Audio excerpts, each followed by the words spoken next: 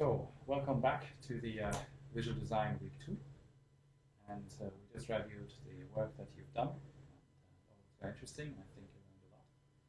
So we'll now continue our lecture about color. So, so far, as usual, I'll ask you lots of questions.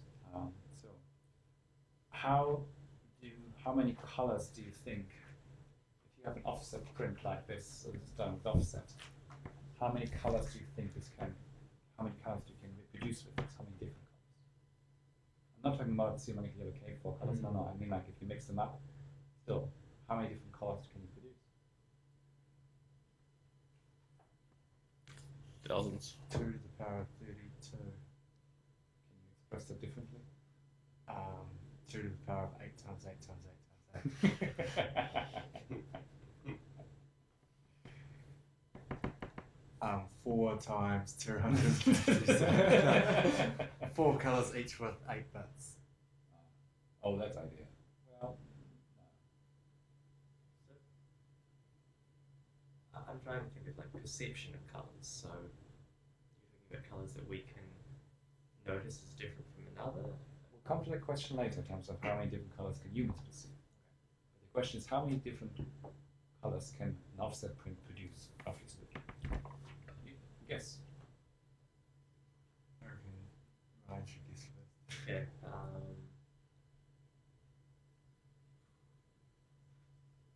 Sure. I guess I'll something wild out there. That 16 million. 16 million.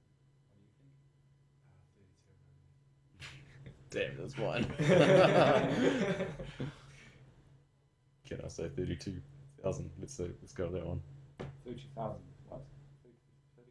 32,000. Yeah. Well, it is roughly around 576,000.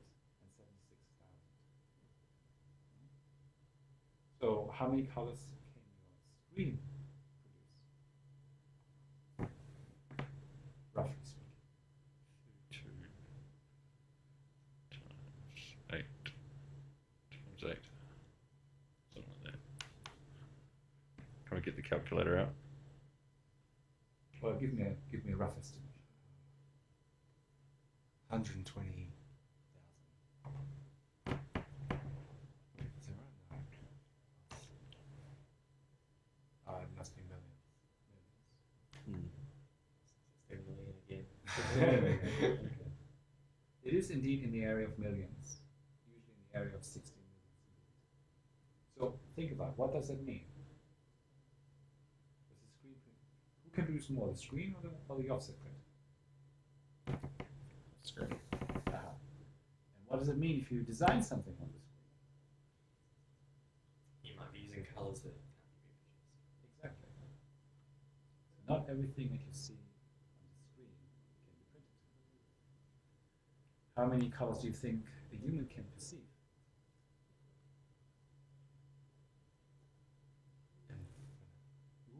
That's a bit cool. That sounds mighty impressive. Roughly speaking.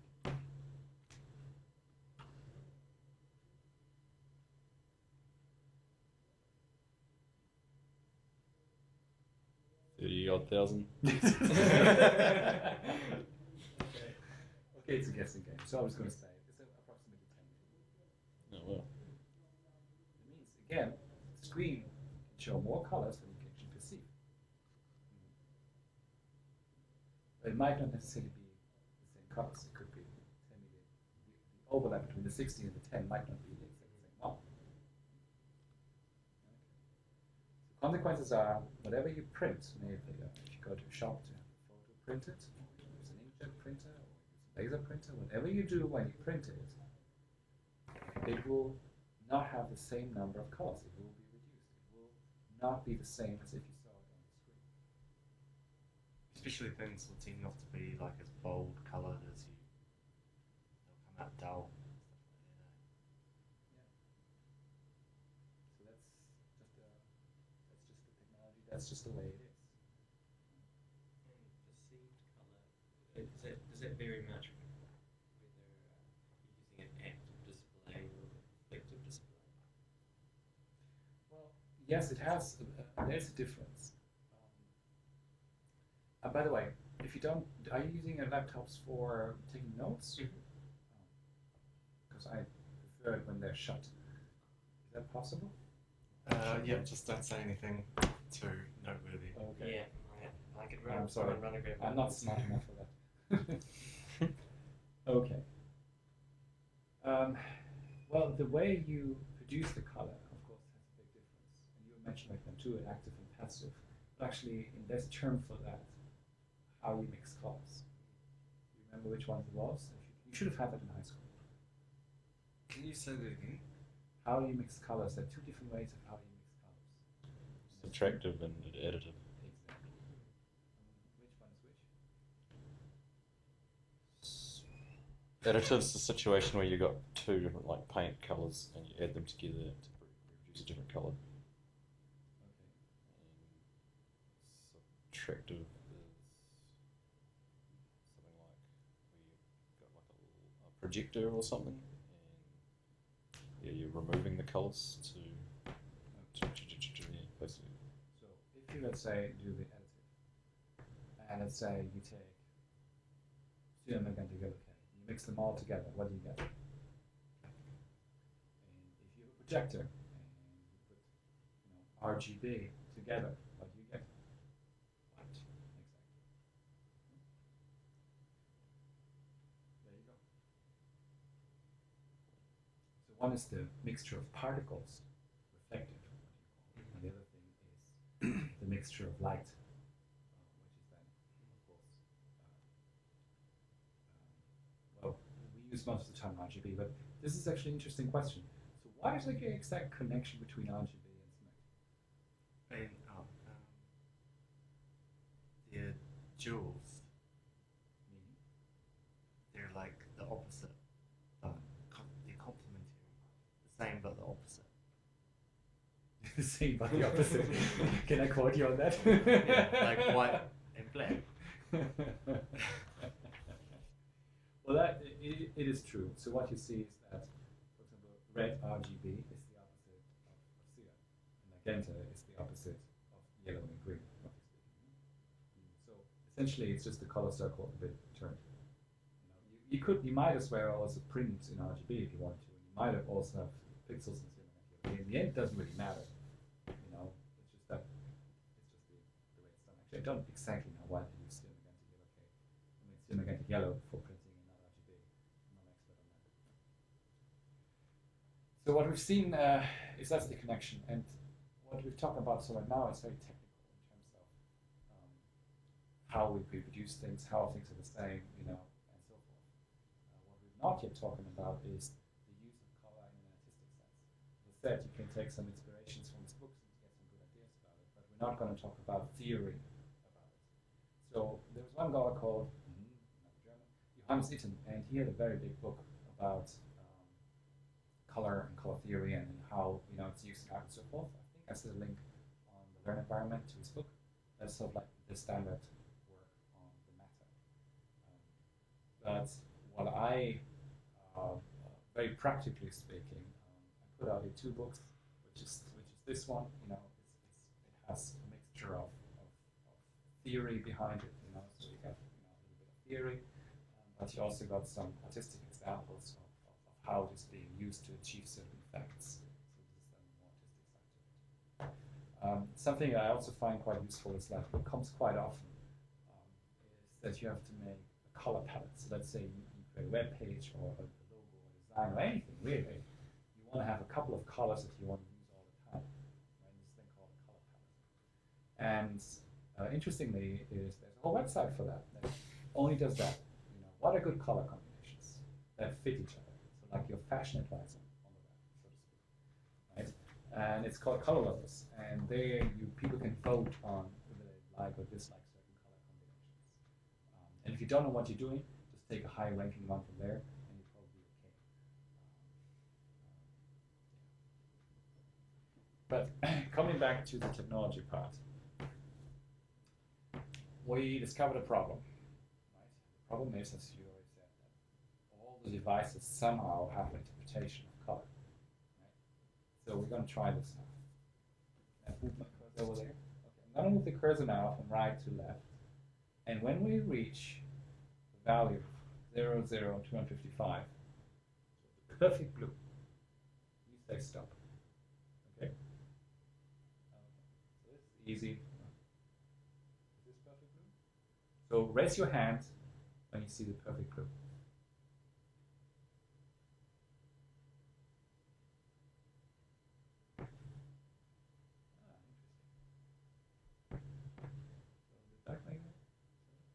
There. No, to the right, 4 pixels to the right. There. Yeah. Nah, leave. There. There. Right Too there. To the right, a little bit. Yeah. 2 pixels to the right. Interesting. You agree about it. Interesting. I think there's an artifact, like if you look at the yellow over there, you can almost see a band of it actually just disappeared. Oh, it's I know actually, what you if mean, you're yeah. not looking It's at the it, corner of your eye. you've increased, and then you can kind of see a solid band. Could be an optical illusion. So this is the fundamental problem. If you have an image which has a value of 00255, what does that mean in terms of the actual color that's being produced? And every device, maybe a display, a projector, a printer, a scanner, will have its own interpretation, how that value corresponds to a certain wavelength or a mixture of wavelengths of lights. That is the problem.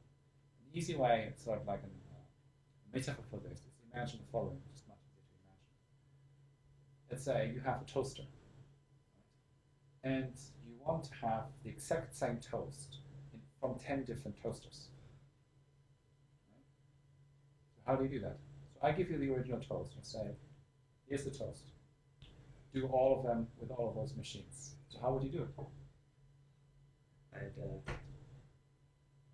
rip out the sides of all the toasters so that I could watch the toast as it was being cooked, and then I could stop it at the point which I thought was closest. That's a lot of work. Yeah. I don't know if you can actually do that. On every toaster you put a dial. Yeah. Right? So what would be a reasonably good way of doing it? That's unreasonable. That's just a lot of work. Like testing. So how would you test? Well, I'd probably set it to the middle value first and see what that is, and then adjust left and right. Or if you just go systematically through it, like from 1 till 10, and every time it comes out, you write down the color of it. But that doesn't work because sometimes like my toaster, for example, you put it in a setting and you try it once and then you do it Second again. piece of The toast second comes piece of out toast comes darker. out a lot darker. Yeah. So it's pre-warmed. Yeah. That exists in the computer world as well. The old CRT displays have that problem. So it took like for them half an hour to warm up to get it from there on a stable picture. And also they had an aging issue. So over the years, they also changed the color. You could put feedback into the toaster. But so roughly what you do is you make a table, right? You say on setting 1, I get that. Setting 2, I get that. The reliability issue terms you don't get the same thing. Well, maybe you have to like first do it 3 times to get to a stable working platform. And from there on, it will hopefully be stable, right? So after the first 3 times, that's when you start to write it down. Okay. At setting 1, I get that. Setting 2, I get that, right? This table that you would make for all of these toasters is the exact same thing that we are trying to do. Right? We want to have a table that says 00255 corresponds to that wavelength. The same as when you say the toaster of that and that setting would correspond to that type of toaster. So you want a one-to-one overlap ideally, but you're just not going together. So like 1 on all the toasters corresponds to exactly what you want. Well, it's an approximation. Yeah. It's better than that. So this thing is then called an ICC color profile. It describes how this device interprets, the values of an image. Without that, it is guessing in the blue. Not exactly. So what you see is actually that, as you mentioned, that in the Photoshops when you print photos, that they have some automatic adjustments. Companies are not. They're relatively smart. That means that what they do, of course, they want to give you good printers, good photos. Because if you just give a camera and you don't get good photos, you're not going to go there again, right? So they actually do a lot of processing that is oriented towards sort of like an average. So an average is trying to produce good photos, and they're reasonably good at that, right? But if you want to have the exact color that you want, it doesn't work. So in that sense, also the default setting is not random. The default setting has also some value to it. It's not random. But if you want to be in control, and if you want to get what you want, then you have to start using the ICC profiles. So how are you going to get them? How are you going to get an ICC profile for the scan? What would you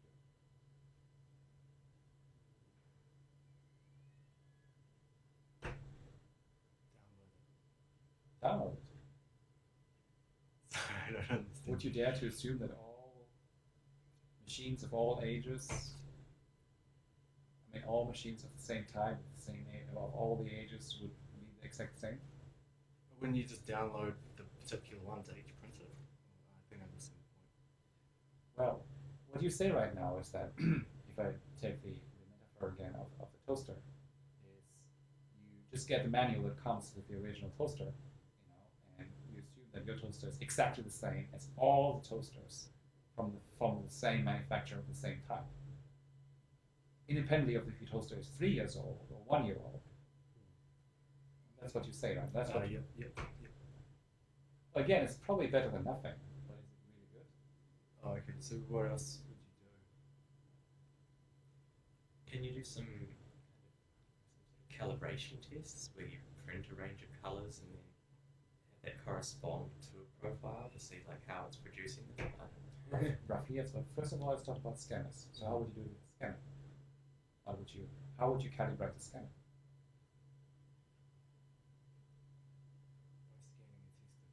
Yes, absolutely.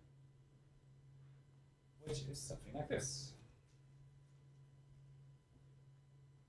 So this is a test image where this is already calibrated and even has a year on it.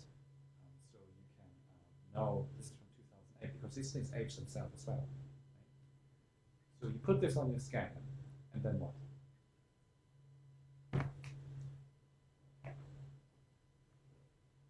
Check accuracy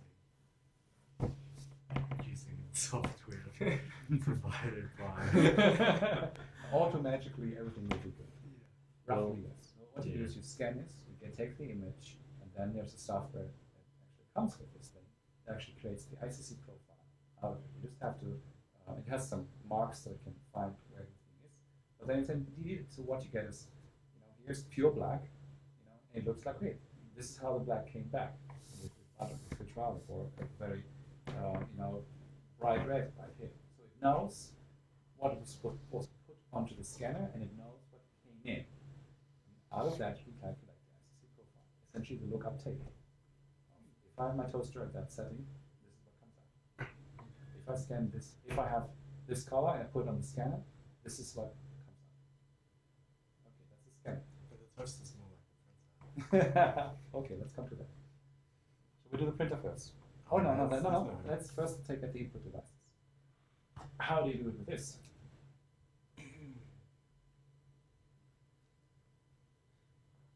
Problems with lighting. So this is worse than the scanner. Why is that?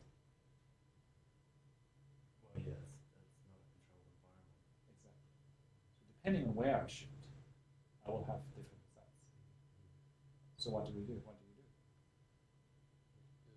Calibrate the sensor Yes, and how do you do that? at the factory. Yes, but the problem is, no, that doesn't help you.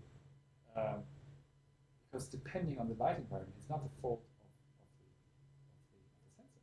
For example, if you are in the middle of a forest and everything's green, because it's just green light, and you want to take a picture of this gentleman, you take it, but it just happens to be so much green light, he ends up looking very sick. But he could be green because there's green light reflecting off. Could be, but you don't really want that. But this is an extreme example. But the point is, depending on light source you have, things change, and you want to have it in the end. So what do you do?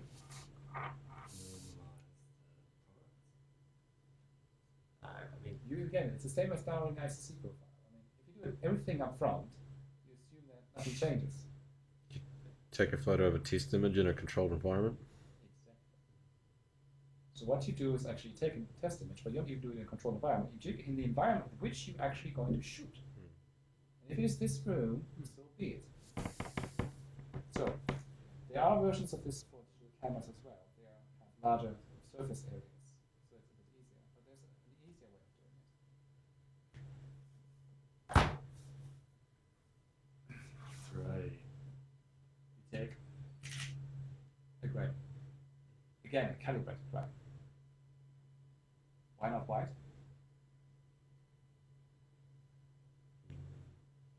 After all, it's called white balance.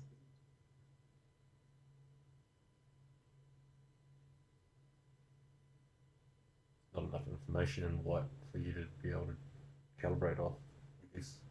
And why is it not enough information?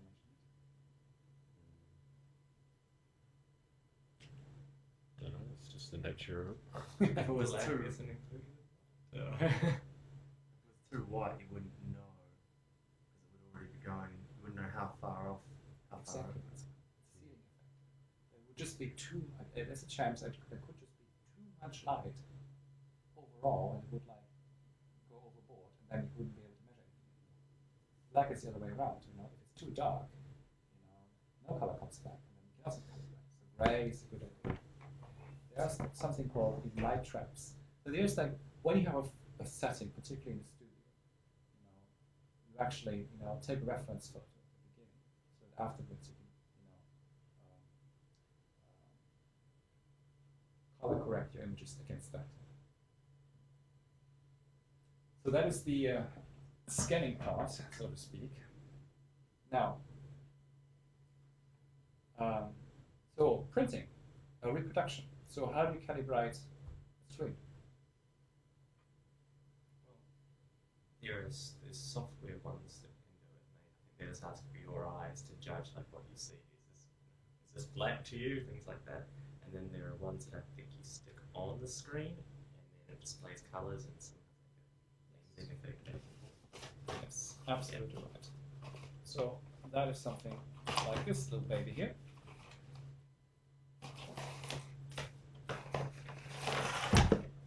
Which is a color color measuring tool. So what it does is, you just hang it over your screen like this. Right? And there's a software that is linked from the environment. Software downloads for free. Then you can borrow this thing here, and then you can essentially run the software and it will create an ICC print profile for your individual screen. Assume that the color is uniform across the screen. Yes, it does. Again, you probably want to put it to the center. Yes. And how do you calibrate a printer? Using a calibrated scanner. Good. Calibrated screen to calibrate, printing a test image. You print a test image. That's a good idea. And then, Scanner using a calibrated scanner. Sorry, that was roughly, yes. Good news is this is also a scanner, so this can also do prints.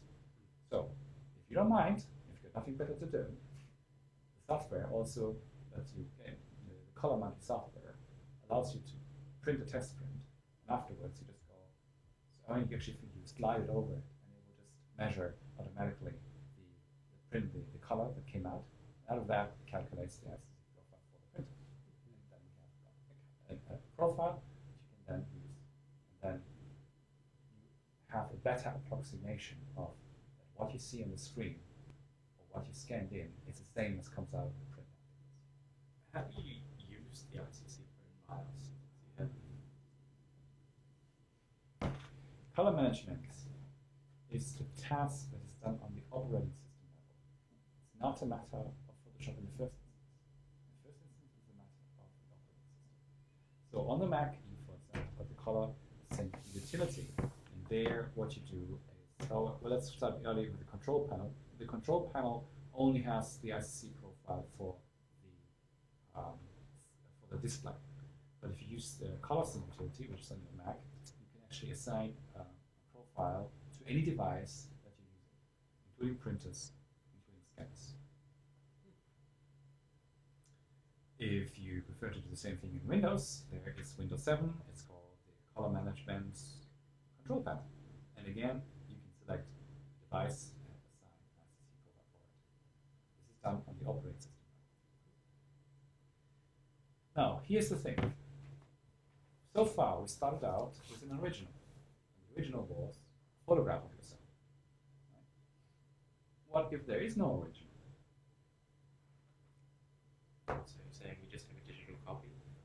No, let's say you open a Photoshop and you start painting.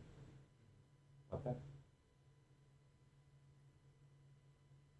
You have to print. You have to print it to figure out what colours it's going to reproduce. But it is what it is.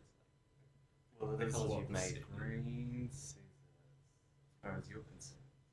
That's true. But again, the screen is only another device. So that should actually happen automatically.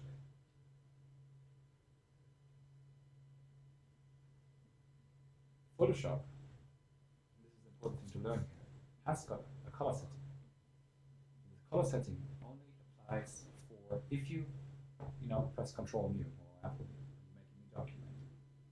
What should it be? And the default is the, I would recommend Adobe RGB. That is sort of like the default. sRGB is not such a good idea. It's a so sRGB is a smaller color gamut, is that right? Yes. Use Adobe RGB, and that's the best thing for new documents. And otherwise, whatever comes in, respect it. If you get a photograph and there's ICC profile with it, and you've done it, respect it. If it's garbage, you might discard it. But whatever comes with it, usually there's a reason why it is. Not all file formats support ICC profiles. So, I think I had it over here. It is PSD, PDF, JPEG, TIFF, EPS, DCS, and PICT. Those are the ones that accept, or they store the ICC profile actually with the image itself. Right? Otherwise, that would get lost. This is when you're transferring from machine to machine. Now,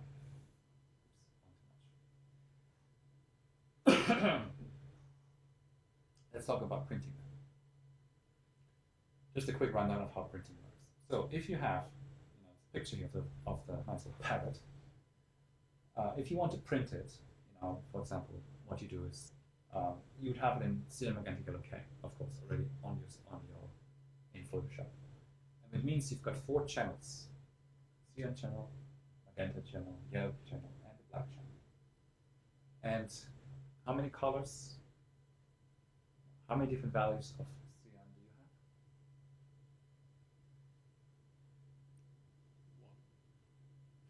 have? 8.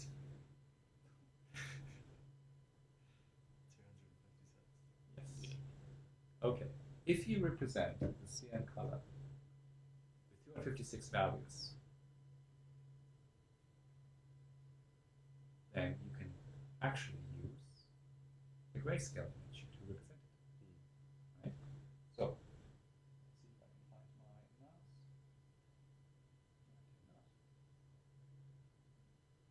Interesting. So if you look at the, it's like cyan, what you see, well, there's a lot of cyan in the grayscale image. It's actually dark. Right? The darker, the more cyan. Right? So those are the channels in Photoshop. There are channels, and that's how the channels work. Right?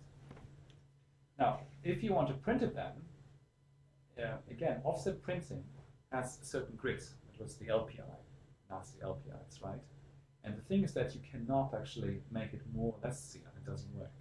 There's a certain grid with a certain dot. The size of the dot can change. So if you want to have more cyan, there'll be a bigger dot.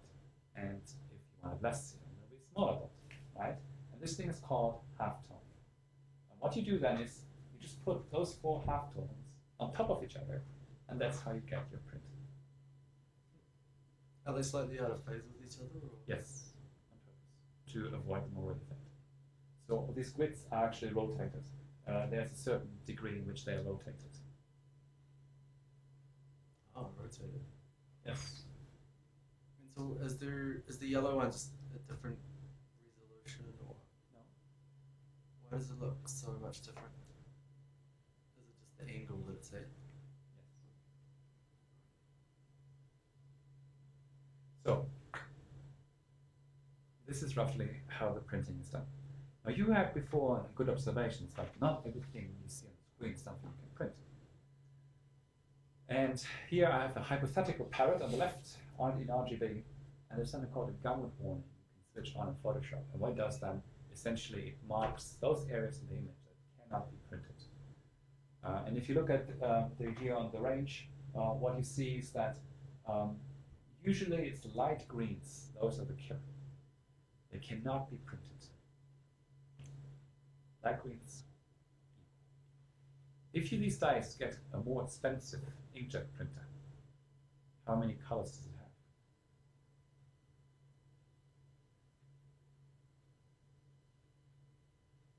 Not 5. Not 4. 5 is one more than 4. Roughly, it's usually like 6, sometimes even 8. So, what do they do to get whites and gummits so that they can print more colors? What extra CMYK and yellow they have, but what other colors do they have?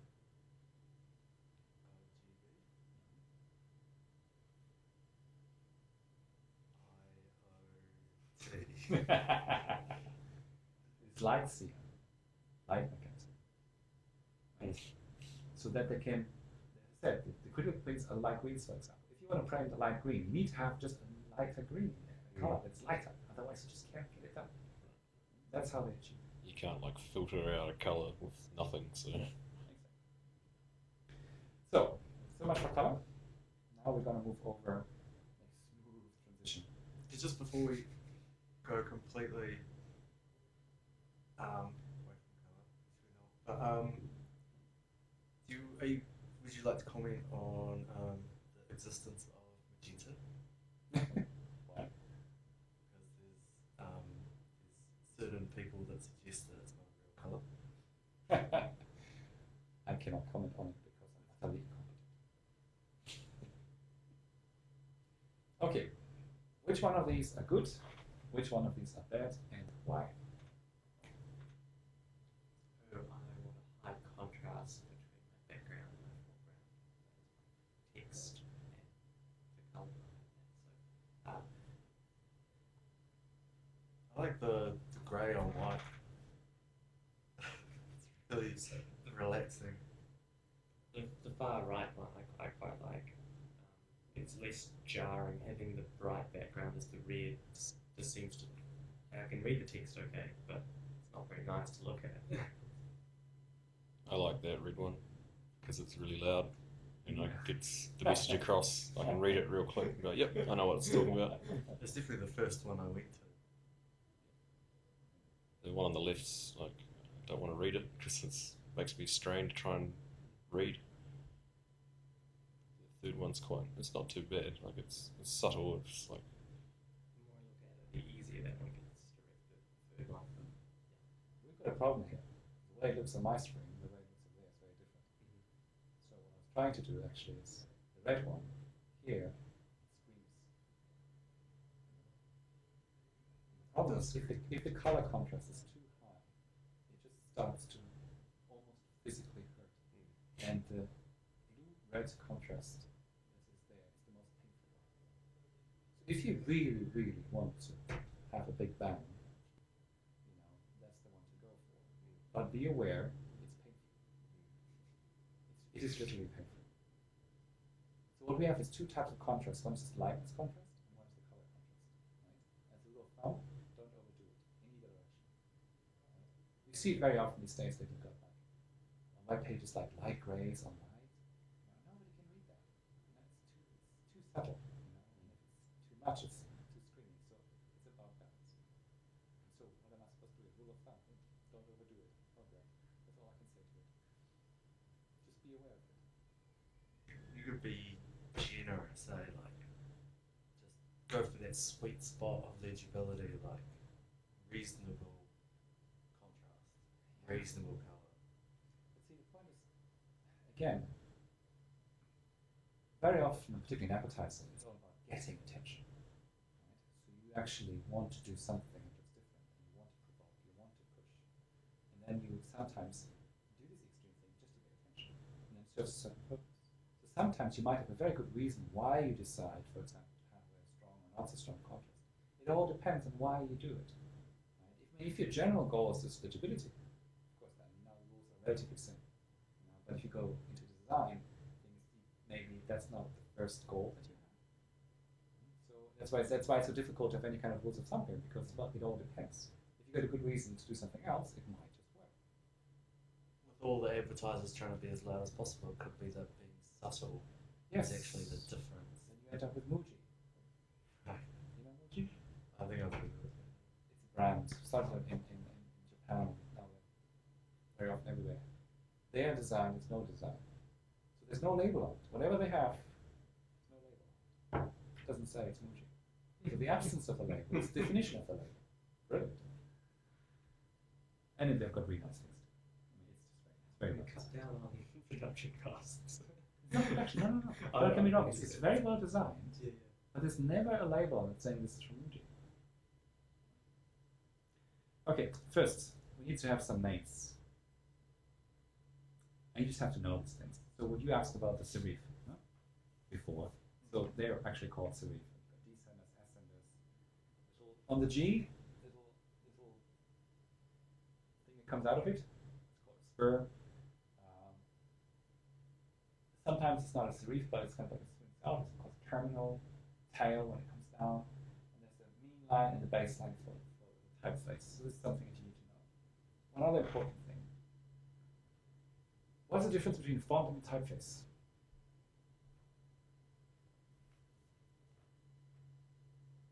Is a font like a set of characters that's been predefined, but a typeface is just sort of a certain style of lettering? Roughly goes in the right direction, but not exactly correct.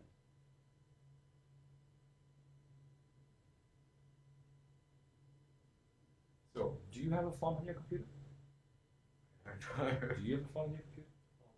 Yeah. Ah, you do. Do you have typefaces on your computer? So, in sort of like common language, font is usually used as a synonym for typeface, but it's actually utterly wrong. Because the font is just nothing else than a computer file. And what is it's just the name of a certain file type. But the design of what it is that you see is actually called a typeface.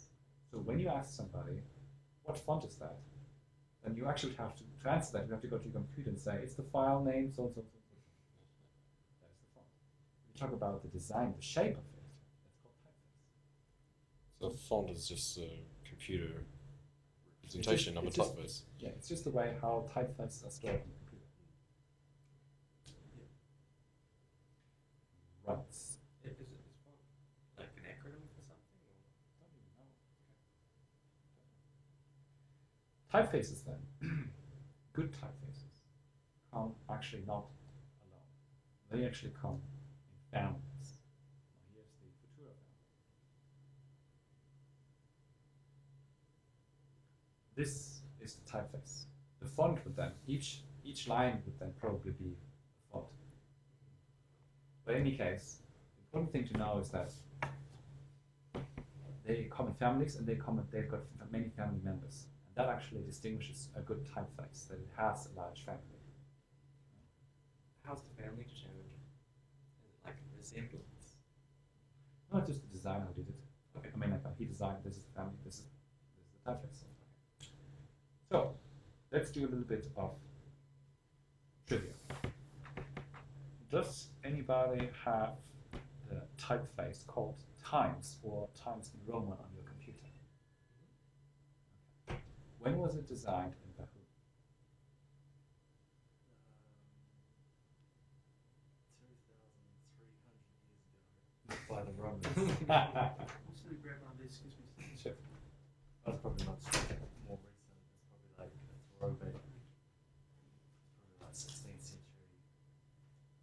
You know, like pretty Roman stuff. It's gonna be cheap. Okay. No. It's a guy called Stanley Morrison in 1931.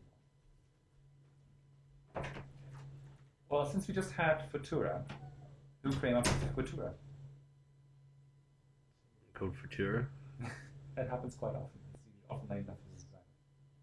But in this case, Paul Renner, 1928. I don't know this either. I have to read off from the screen. So don't worry. you don't know it. This is a nice one. Baskerville. This time it's found. It's John Baskerville, 1754. The point is, you might accept that these typefaces are just there, they're just on my computer. But there was actually somebody who sat down at some point and actually designed it. And even today, there are being new typefaces being designed and published all the time. It is not a given. That's the important thing. It is not just there. So one usual way of distinguishing really roughly is like you've got Antiquas, typefaces, serif, sans serif, and handwriting. These are really rough ones. There are more elaborate schemes of distinction between them, but it's almost fatal to try to do that.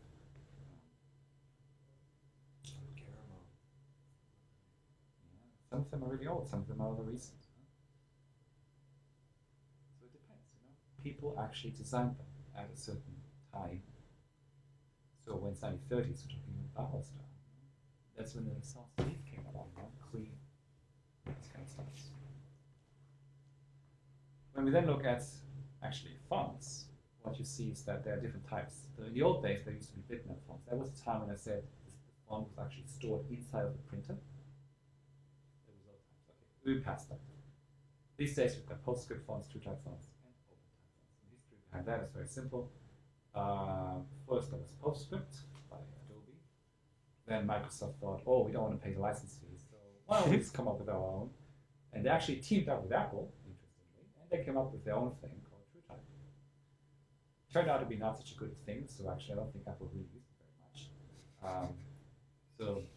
PostScript became more standard of. It used to be at that time PostScript was Mac, quality typefaces, TrueType, not so good. Microsoft. At some point they came to the census and they came up with a new standard called OpenType, and essentially that's cross-platform, and that's sort of like putting it all back together. Now, again, they come from somewhere. These are designs. They actually even copyrighted. So if you want to have typefaces, you have to type them. So this is where you can get them. There are shops like FontShop, Biotype, Monotype, even Adobe selling them. There are some free places where you can get typefaces for free, and I listed them here. They're also on the Learn environment, so just have a look at that. This presentation will be on Learn, so we can also get things from there. Interestingly, last year, there was finally a step forward with web typography. So far, what you had to do, maybe I should ask a question instead of just telling you a story. So what's the problem with web design? If you want to have a certain typeface on the web page, what's the problem there? Every system that renders their website also has to have that font. Exactly. Or should I say typeface? So, what is file, I guess? What is then the solution to that problem? Embed it into the web page. That's one way of doing it. But I mean, before that actually happened, what happened until last year? Rasterization. Yes, you can actually include the image as an image, the typeface as an image, or the text as an image in the website. And then, of course, you're safe again. But that increases the amount of data you have to use. It's not good. So, how will you do it? How will you solve this problem? Create a small subset that's shared amongst all. We look for common ground. The common ground is Arial, Helvetica,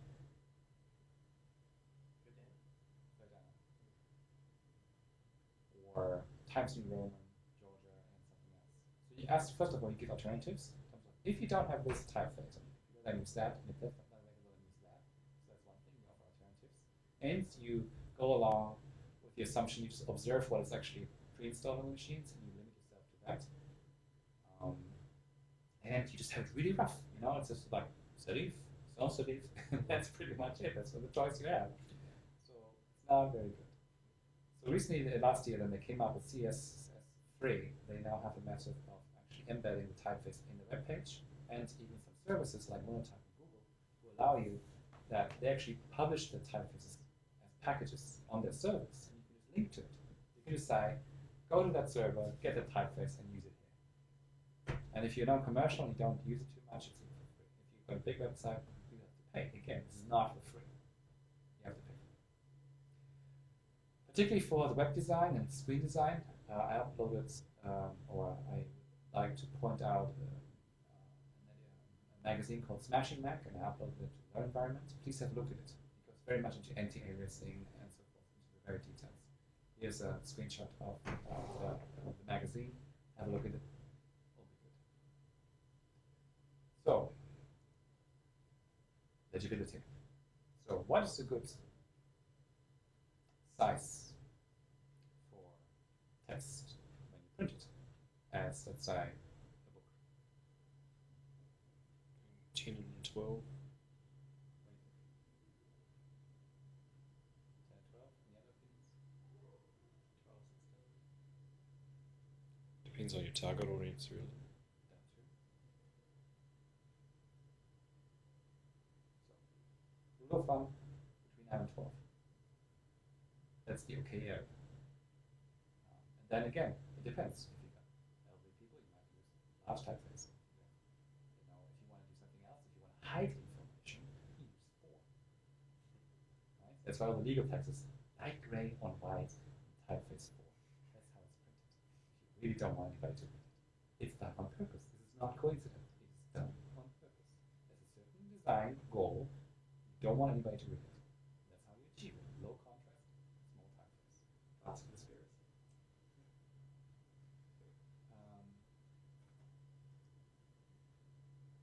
Kerning and tracking. So, problem was, in the old days, we had a typewriter. How much kerning does a typewriter have? 0. Exactly. So, it's also called monospace. That means every letter actually has a fixed space. Actually, monotype is not exactly true. Monotype is actually even in the side. Really, every letter has the same size, even the space between it. So kerning essentially is the attempt to get them closer together, to not have these big gaps in them. Right? So with every typeface font, for that matter, font, there's something called a kerning table. And this kerning table is actually, it has a list of all the possible combination of all the letters in the typeface, and it defines, you know, how close or far away they should be. Tracking them is also called something called letter spacing. The idea is that how much an average is the space between. So again, every combination of letter will have a different. You want the A and B to be closer together. If you want to have every letter have the same horizontal distance, that's when you call it monotype, monospaced typefaces. So getting even back, this was now letters. Let's go up to words, word spacing. If you use something like InDesign, there's a default setting, which is really good. Unless you are on a specific design mission, leave the default, you'll be fine. Words to lines, line spacing. What's a good line spacing?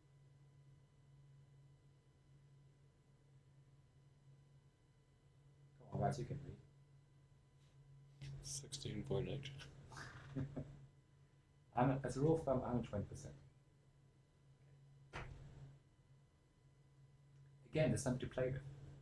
Actually, if you want to, usually one of the easy ways of making something look really designish is to increase the line spacing and to reduce the size of the typeface. The large white space, something looks like so flashy, and it could be like in an art gallery. That's one way of doing it. So, line spacing. Now again, some words. Line spacing refers to baseline to baseline. That is the line spacing. Right? Font size is from the highest letter from the L on the top to the G or the Y at the bottom. That is the font size. The visual line spacing is different, so what you actually perceive is something else. And there's something else called Durchschuss, and I really tried to find a translation, but I couldn't find it. Again, the Germans have words for everything. Sometimes we just have to adapt that words. If you want to find out if you have a good line spacing, this is the exercise.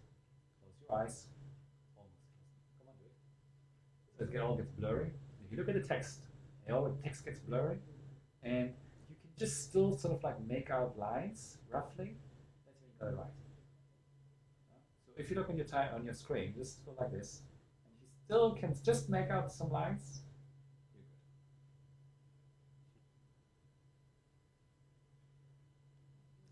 So how long should it be? What do you think?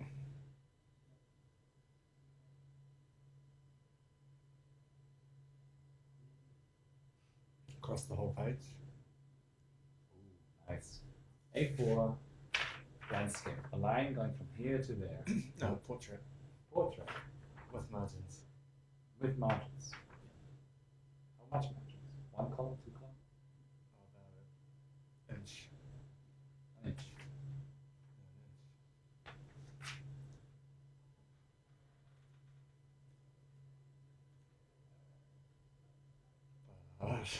If it's a legal document, then they tend to only go halfway across the page.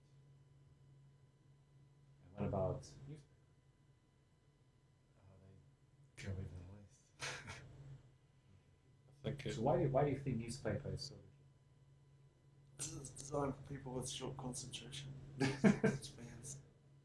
That too, but where are newspapers read?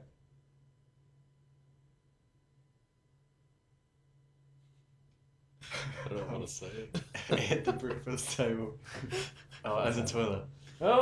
Oh! Oh! That's not exactly what I wanted. TMI, too much information. No, they used read also while you're on the run. In a taxi, a train. Okay, not in this country.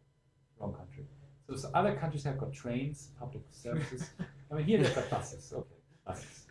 Right? That's where they read. So you got shaking. Right? So what's the problem when you shake? You lose your position of where you are. Exactly. So why is then a shorter line length better? And you can step down, you know what level or line you're roughly at. The point is to jump back.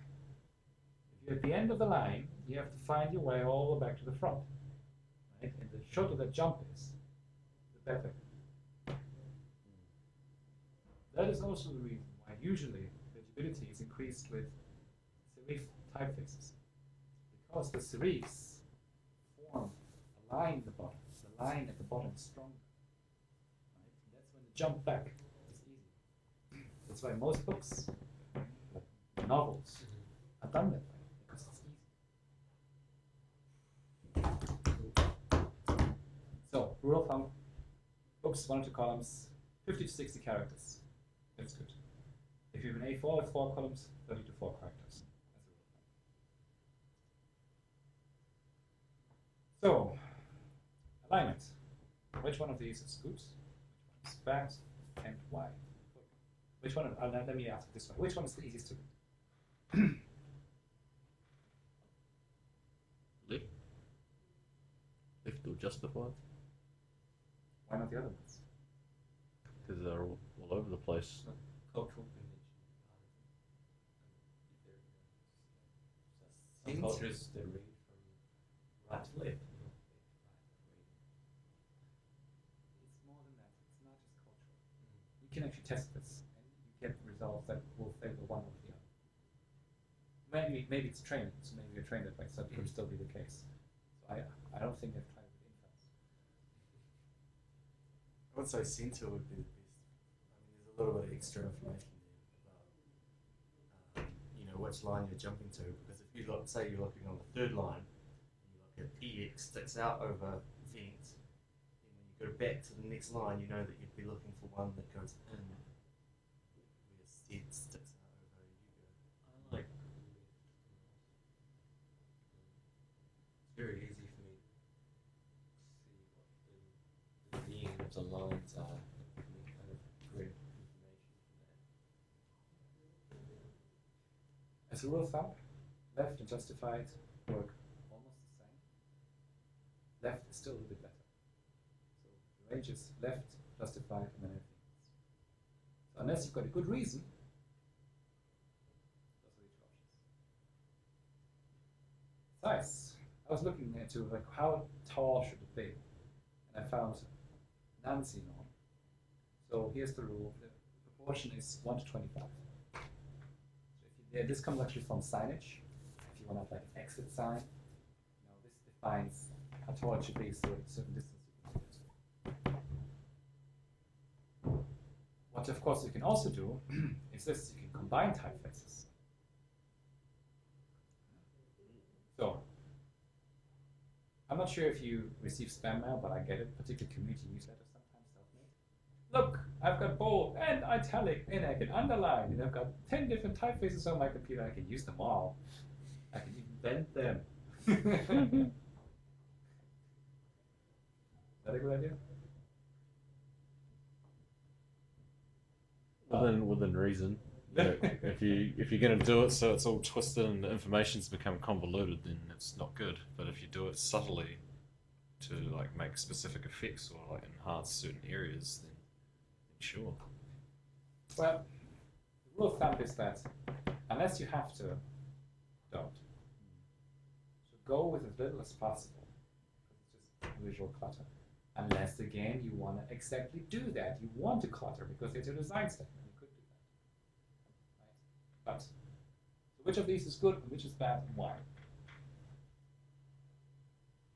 That bottom right one's bad because it doesn't. The typefaces are too similar. Well, one's not. Well, yeah, they're both not bold, so they kind of you kind of misperceive what it like. If that top two lines are actually meant to be a statement or something, then it just seems like it's part of the overall paragraph. So I don't think that's very good. The bottom left, how about that? It's alright.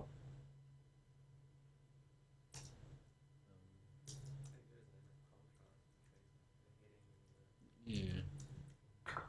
I guess this is partly it. You want the contrast to be about right. You don't want it to be too strong, so they don't the picture disconnected, but you don't also want it to be too little. Again, as a rule of thumb, this idea, you can either like stay serif serif or sans serif sans serif, that's one way of doing it. But it's actually quite nice to have them mixed. So, and very often what you do is you have text in serif to increase readability, and then a sans serif header, and then balancing the contrast, and then you get that. So, next week, your task. Choose a design classic and describe its history. Create a logo for this product and explain your design. Print a picture of the product, its history, and your design explanation on an A4 cardboard and the logo itself online. Upload the PDF. Cool. What's So, a design classic? oh, I was hoping you would ask that. We dive a little bit into the area of design history. So, what happens is that most designs nobody ever will remember, but some of them surprisingly stick around, and then they're often referred to as a design classic. So if the product is still on sales after 30 years, pretty much unchanged, that usually indicate pretty good. If you go to the design museum and it's being exhibited, usually also an indication that it's a design classic. The point here is that for any logo you must make a logo for something, right? Otherwise it's completely disconnected. Please make a logo about Grabumble. There you go. Huh? Doesn't work. So it must be about something. So something in this case is design classic of your choice. Pick whatever you like. Can be any kind of product. Bananas. Pajamas. No. Well, that's a nature's product. I'm not sure if that's. Let's limit it down to human artifacts. Like an automobile? Automobile? A car? A specific, like, it's like, okay, I've designed this cool car, but I'm going to come up with a sweet badge for it, sort of thing. Yeah, if you like to have a Citroën 1968, or, you know, a Jaguar E-Type 1972, be my guest. You know, those things are classics. Still, yeah, look at cars, you know. Some of them are still, after 30 years, considered beautiful. And some of them are considered, never show that to me again. Right? So, I don't really know why. It's just the way it is. So, task is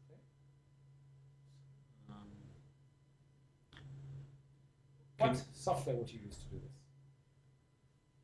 Vector-based Illustrator. software. Yes. Microsoft Word. Microsoft Paint, Paint. mate, Paint, Word. That's your website. Word. No, Microsoft Ooh, Word. you're upgrading. No, It's got like a better draw application with the grid. Yeah, that'd rounded boxes. Yeah. Okay. Great. Rory, would you do us the honor of stopping the recording? Sure. And then I wish you all good luck. On Thursday, there's the open door again. So come by if you want.